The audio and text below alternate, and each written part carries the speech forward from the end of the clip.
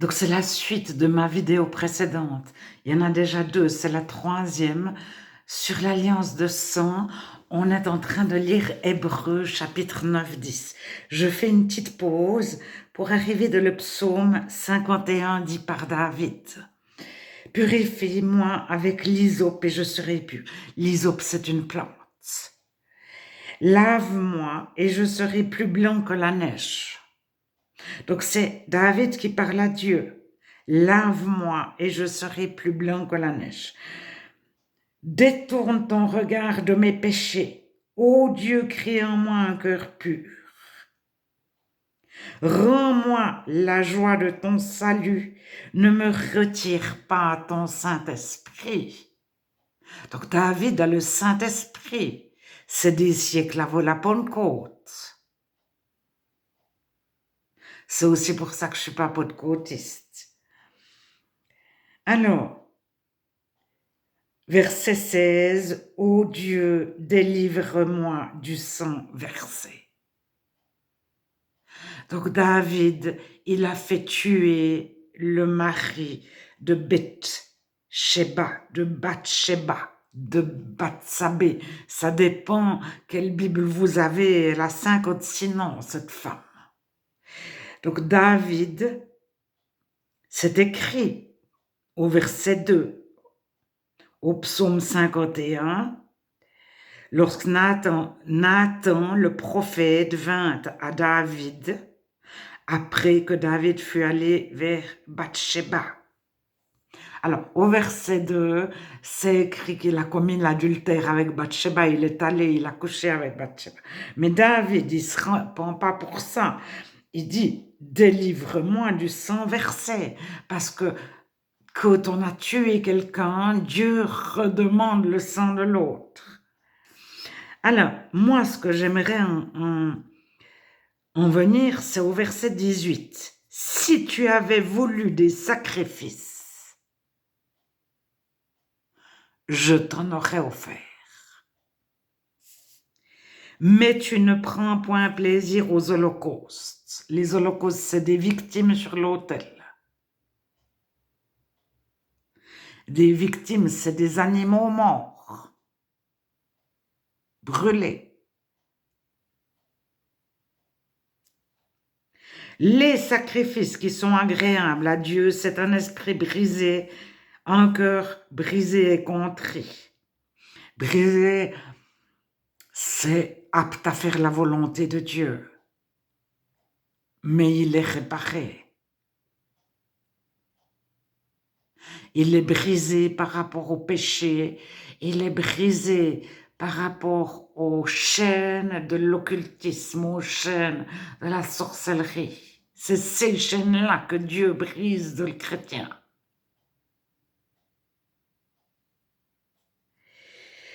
Alors, on offrira des taureaux sur ton autel. Ça se termine comme ça. Alors, il y a vraiment 2 choses contradictoires dans ce psaume 51.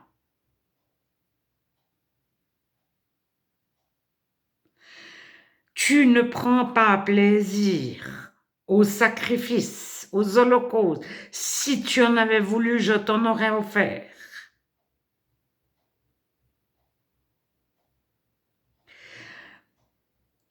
Mais juste avant, c'est écrit, alors tu agréeras des sacrifices de justice.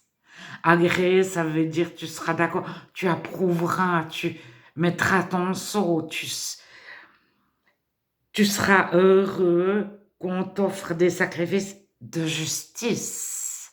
Alors la justice, c'est tzedaka en hébreu, c'est faire droit à la veuve et à l'orphelin, aux pauvres, les nourrir. S'ils vont dans les tribunaux, c'est ne pas les faire passer nos amis avant eux, c'est être juste. Alors, des holocaustes et des victimes tout entières, la victime, quelque part, c'est nous.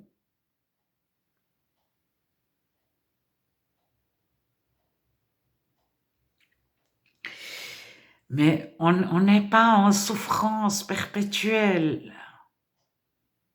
On est rempli de la joie de Dieu. Mais on appartient à Dieu, on ne s'appartient plus à nous-mêmes. Et alors, on offrira des taureaux sur ton autel. Alors, cette phrase, elle contredit tout ce qui a été dit. Alors, je vous ai lu ça parce que j'en arrive à Hébreux 10, je relis. Hébreux 10, 3. Le souvenir des péchés est renouvelé chaque année par ses sacrifices, car il est impossible que le sang des taureaux ôte les péchés. C'est pourquoi Christ, entrant dans le monde, dit « Tu n'as voulu ni sacrifice ni offrande ». Verset 6, « Tu n'as agréé ni holocauste ni sacrifice pour le péché ». Dieu n'était pas d'accord avec les sacrifices pour le péché, mais ce peuple, il fait que d'en offrir. Alors, si vous lisez l'Ancien Testament en entier et que vous cherchez tout ce qui concerne les sacrifices pour le péché, vous trouvez les deux choses. Pourquoi? C'est parce que le peuple juif, il allait sans cesse vénérer les dieux d'autres peuples et il pratiquait la religion d'autres peuples, puis il revenait à Dieu, puis il quittait Dieu, puis il revenait à Dieu, puis il quittait Dieu. C'est l'histoire de l'Ancien Testament.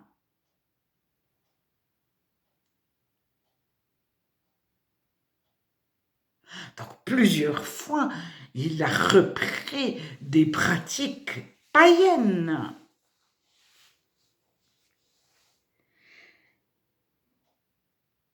Alors, verset 9, Hébreux 19. « Voici, je viens pour faire ta volonté. » C'est Jésus. Il abolit ainsi la première chose pour établir la seconde. Abolir, c'est fini, c'est terminé. C'est aux vertus de cette volonté que nous sommes sanctifiés par l'offrande du corps de Jésus-Christ une fois pour toutes. Alors, le chrétien, il y croit par la foi, mais ça se vérifie. Il a les lois de Dieu dans son cœur. Dieu ne se souvient pas de ses péchés. Verset 14, car par une seule offrande, il a amené à la perfection pour toujours ceux qui sont sanctifiés. C'est ce que le Saint-Esprit nous atteste, car après avoir dit « Voici l'alliance que je ferai avec eux, je mettrai mes lois dans leur cœur, je les écrirai de leur esprit. » Verset 17, « Et je ne me souviendrai plus de leurs péchés. » Or là où il y a pardon des péchés, il n'y a plus d'offrande pour le péché. Ainsi donc, frères, verset 19, puisque nous avons, au moyen du sang de Jésus, une libre entrée dans le sanctuaire. Alors, le sanctuaire, ça représentait communiquer avec Dieu. Derrière le voile, donc le tabernacle ou le temple, il avait plusieurs régions. Il y avait où tout le monde pouvait aller. Après, il y avait un endroit réservé aux prêtres, sacrificateurs. Et puis, au milieu de cet endroit, ou au fond de cet endroit, il y avait un voile. Et derrière ce voile, le prêtre ou le sacrificateur allait une fois par année pour entrer en communion avec Dieu. Il recevait des directives ou je ne sais pas, mais ça contredit aussi tout l'Ancien Testament. David, il parlait avec Dieu en direct. Noé, il parlait avec Dieu en direct. Jonas, il parlait avec Dieu en direct. Tous les prophètes. Ésaïe, Dieu m'a dit de vous dire, il n'y a jamais écrit qu'ils allaient dans un temple se cacher derrière un voile une fois par année. C'est-à-dire, c'est écrit, mais c'est pas vérifiable. si souvent que ça. Il y en a énormément qui ne vont jamais dans ce temple, derrière ce voile, et qui communiquent avec Dieu sans du tout passer par ce voile. Alors Jésus, il vient, cet épître aux Hébreux, il est écrit pour ceux qui donnaient une importance à ce voile. Et au temple, et qui pour eux, le temple est la représentation de Dieu, l'image de Dieu, comme la vidéo, comme la photographie, comme la statue. Le temple en entier représente Dieu. Alors, le tabernacle.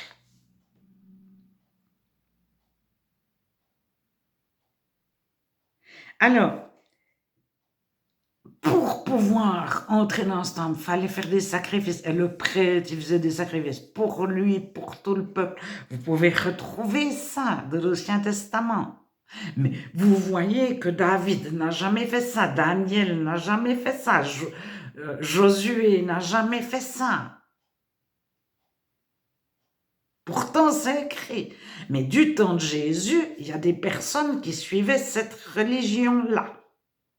Elle figure dans l'Ancien Testament, mais à peu près personne ne la suivait. Si vous lisez l'Ancien Testament en entier et vous cherchez qui communiquait avec Dieu comme ça.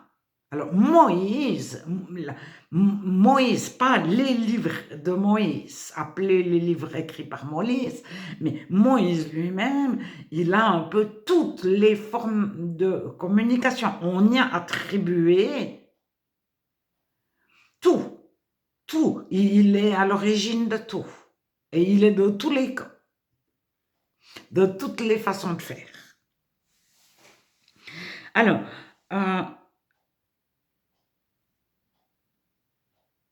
si au chapitre 10, au début,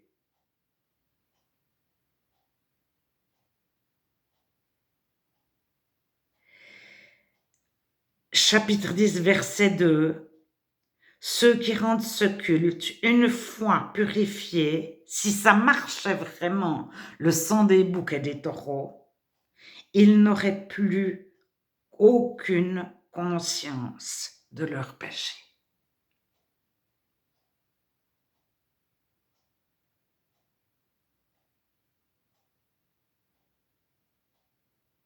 Et c'est ça, la délivrance du nouveau converti, c'est qu'il perd toute culpabilité. Il n'est coupable de rien. Et il ne se sent coupable de rien. Et il ne se sait coupable de rien, tout en étant responsable. Le chrétien n'a pas de devoir, il a une responsabilité devant Dieu. C'est très différent. Mais il est dans une joie, mais dans une joie. Il se sait totalement pardonné de par Dieu. Il n'a plus conscience d'avoir fait le mal. Il est pur, il est purifié. Mais ça signifie qu'il n'a plus de souffrance, de blessure intérieure, il est vierge de tout le mal qu'on y a fait à lui. Si ses parents se sont trompés, s'il n'a pas eu de parents, peu importe les parents qu'il a eus, ou pas de parents. S'il est né dans un contexte de guerre, de persécution, s'il est né dans un contexte de paix, d'opulence, s'il avait tout, s'il est né avec une petite cuillère de la bouche, c'est-à-dire il était riche, ou bien pauvre, tout ça, il n'en a plus conscience. Il entre dans une nouvelle façon de voir la vie.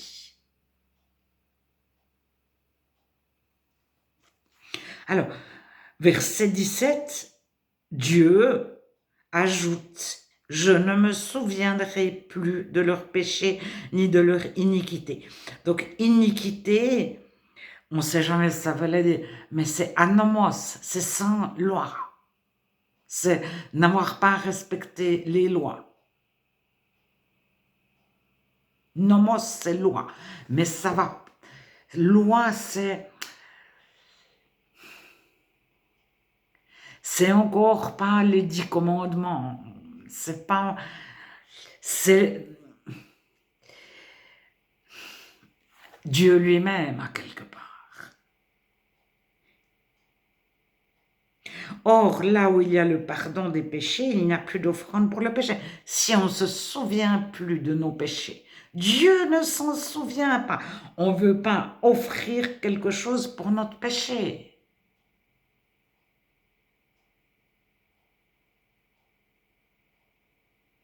Alors, le but du chrétien, c'est que tout le monde découvre ça. C'est pas d'aller punir les non-chrétiens. Mais alors après, qui est réellement chrétien? Mais c'est la question entière du Nouveau Testament, des lettres de Paul. Mais il y aura des faux docteurs, des faux Christ, des fausses lettres des apôtres. Des faux frères et sœurs qui se sont introduits furtivement au milieu de nous pour épier la liberté que nous avions en tant qu'enfants de Dieu. La liberté par rapport aux lois.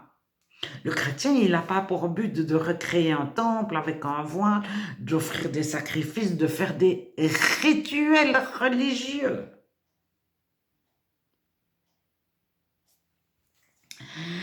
Verset 19, ainsi donc, frères, puisque nous avons, au moyen du sang de Jésus, une libre entrée dans le sanctuaire par la route nouvelle et vivante qu'il a inaugurée pour nous au travers du voile.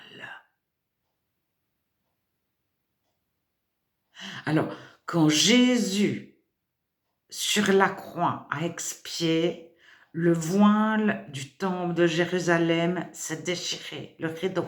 Ça voulait dire tout le monde a accès à Dieu sans devoir passer par quelqu'un qui allait derrière le voile une fois par année, sans passer par le sacrificateur, le prêtre. Sacrificateur, prêtre traduisent un unique mot grec ou un unique mot hébreu. En hébreu, il y a un mot et le français traduit par prêtre ou sacrificateur. En grec, il y a un mot et le français le traduit parfois par prêtre, parfois par sacrificateur.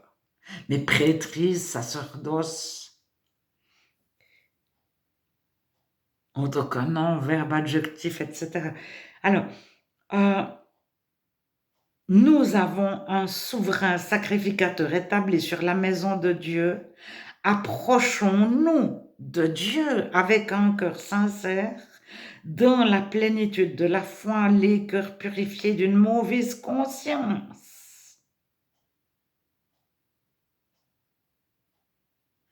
Les cœurs purifiés d'une mauvaise conscience. Et ça, vous pouvez le lire, vous pouvez avoir la bonne doctrine, vous pouvez écouter 200 cultes faits par les meilleurs pasteurs du monde entier, vous pouvez lire 25 fois la Bible. Soit, ou bien il y a 30 personnes qui vous ont imposé les mains pour que vous soyez bénis, remplis de Saint-Esprit. Soit, vous avez le cœur purifié d'une mauvaise conscience, soit pas.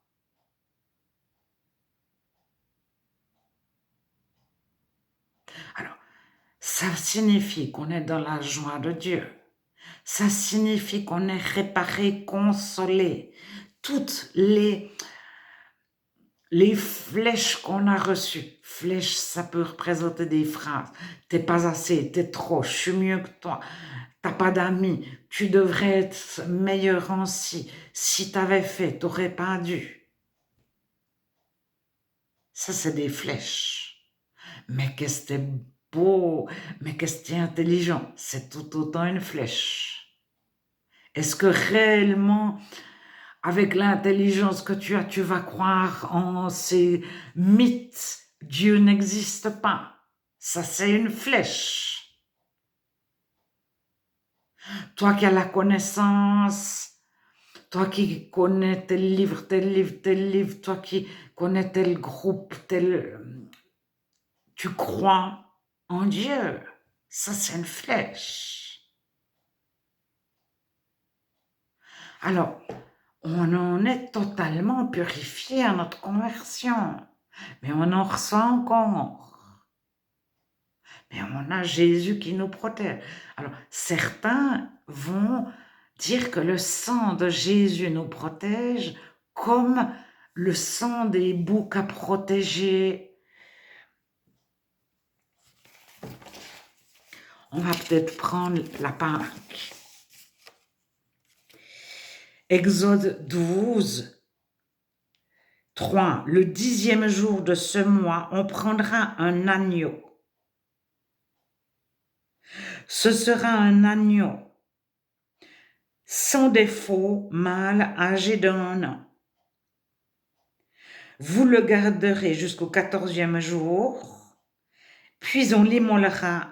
Verset 7, on prendra de son sang et on le mettra sur les poteaux et les linteaux de la porte des maisons. Donc on asperge le tour de la porte des maisons du sang d'un agneau. Verset 12, cette nuit-là je passerai dans le pays d'Égypte et je frapperai tous les premiers-nés du pays d'Égypte. Le sang vous servira de signe sur les maisons où vous serez. Je verrai le sang et je passerai par-dessus. Donc, passer par-dessus a donné en anglais Passover, Pâques. En français, enfin, dans plusieurs langues, c'est épargner. Je vous épargne. Je tue tout le monde, mais vous pas. Parce que vous avez du sang. Donc, plusieurs comprennent aussi que le sang de Jésus est notre épargne. C'est pas parce qu'on a fait juste de ces maisons. On leur demandait pas de faire quoi que ce soit. De bien, on ne disait pas dans la maison, il y a ceux qui sont plus purs, moins purs. Bon, c'est très dangereux ce que je dis là. Mais il y a ceux qui ont le cœur, la conscience purifiée réellement.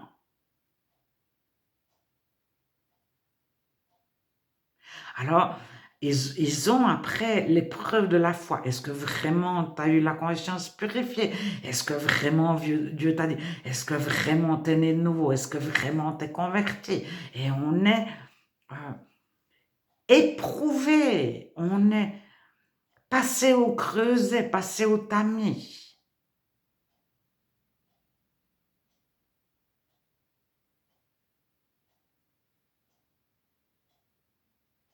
Et on a... oui, mais alors, quand même, mais t'es sûr, et puis, etc. Et puis, il y en a qui nous font, des gens parfois bien intentionnés, revenir à notre base. Ouais, mais il y a 20 ans, t'as subi ça, puis ça, puis ça. Tu veux quand même pas pardonner comme ça. Oui, mais Dieu a effacé, effacé, effacé, je m'en souviens plus. Oui, mais alors, tu es dans le déni.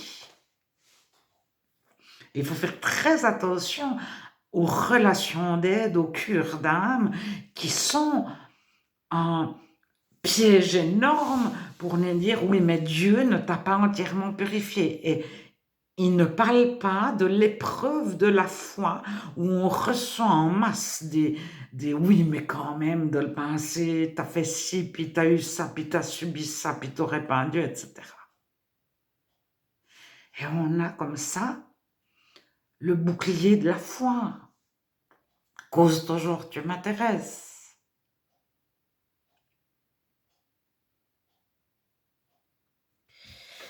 Alors, je repars dans Hébreux 10. Approchons-nous, donc 10, 22, avec un cœur sincère de la plénitude de la foi, les cœurs purifiés d'une mauvaise conscience et le cœur lavé d'une eau pure. Retenons fermement la profession de notre espérance, car celui qui a fait la promesse est fidèle. C'est Dieu qui nous a promis tout ça.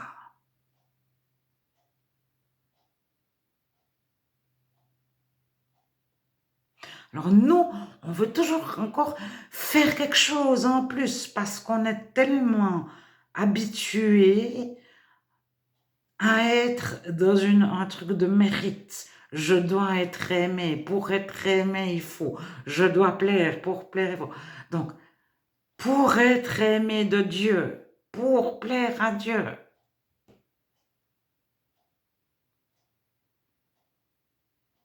C'est la foi. C'est Dieu, tu t'occupes. La foi, c'est quoi? C'est Dieu, tu t'occupes de tout, je te fais confiance. Alors, ça ne veut pas non plus dire qu'on fait n'importe quoi. On est responsable, mais on est quelqu'un qui a la conscience purifiée.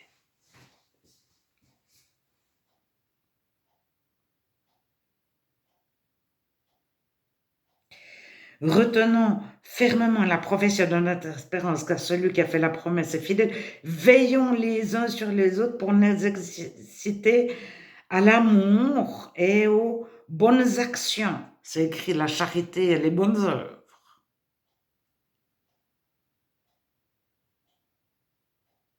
Alors, chacun veille sur les autres. Il n'y a pas ceux qui veillent sur nous, puis nous, on veille sur personne. Et c'est ça, dans les églises pentecôtistes, le pasteur pentecôtiste ne voit pas dans ses rangs tous des futurs pasteurs. Et il ne voit pas qu'il y a une réciprocité, que son église veille autant sur lui, chacun veille sur chacun.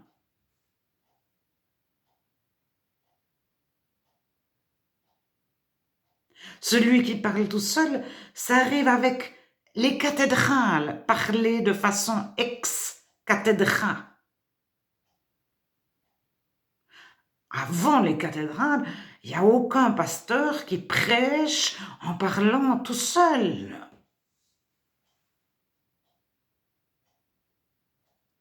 1 Corinthiens 14, 26 et suivant, ceux qui veulent chercher. Entre autres. N'abandonnons pas notre assemblée. Alors notre assemblée, c'est le rassemblement dans les cieux. C'est épi-synagogue. Et épi, donc synagogue, c'est synagogue, c'est rassemblement, c'est assemblée. Mais épi, c'est épiderme, c'est la couche du dessus. Mais c'est aussi futur.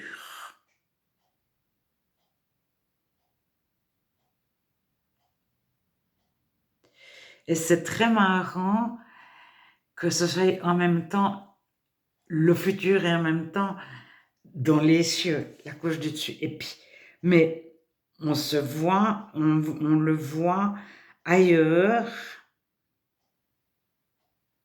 On le voit déjà là.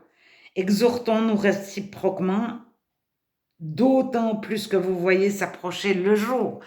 Vous voyez s'approcher le jour, qu'est-ce que ça veut dire? Mais on retrouve où il y a épi, synagogue ailleurs dans le Nouveau Testament, et puis c'est écrit le jour du Seigneur. Et c'est Hébreux 9, dernier verset, il paraîtra sans péché une seconde fois à ceux qui l'attendent pour leur salut. Donc, à un moment donné, on a, même si on a été sanctifié, verset 26, car si nous péchons volontairement après avoir reçu la connaissance de la vérité, il ne reste plus de sacrifice pour les péchés, mais l'attente du jugement. Alors, celui qui a violé la loi de Moïse meurt sans miséricorde sur la déposition de 2 ou 3 témoins. De quel pire châtiment pensez-vous que celui jugé digne? Ah, le châtiment. Pensez-vous que sera jugé digne celui qui aura foulé aux pieds le Fils de Dieu, qui aura tenu pour profane le sang de l'alliance par lequel il a été sanctifié? Ça veut dire si on rejette toute notre sanctification, puis on dit ouais, on s'en fiche pas mal, ouais, tenu pour profane le sang de l'alliance. Profane, ça veut dire ça vaut rien. C'est le profane, c'est le contraire de vertu. De, le mot exact, je l'ai au bout de la langue. Mais disons qu'il y a les choses sacrées et les choses profanes. Alors si on tient pour profane le sang de l'alliance par lequel on a été sanctifié, si on a outragé l'esprit de la grâce, si on a foulé aux pieds le Fils de Dieu, c'est pour ça que juste avant le verset 25, veillons les uns sur les autres pour nous exciter à l'amour et aux bonnes actions, n'abandonnons pas, etc., etc.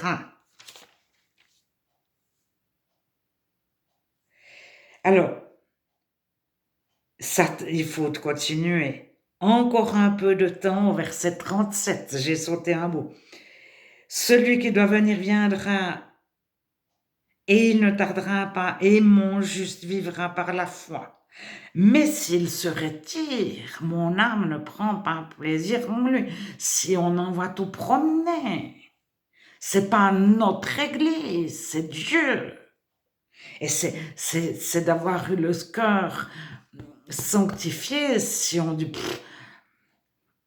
nous ne sommes pas de ceux qui se retirent pour se perdre, mais de ceux qui ont la foi pour sauver leurs âmes.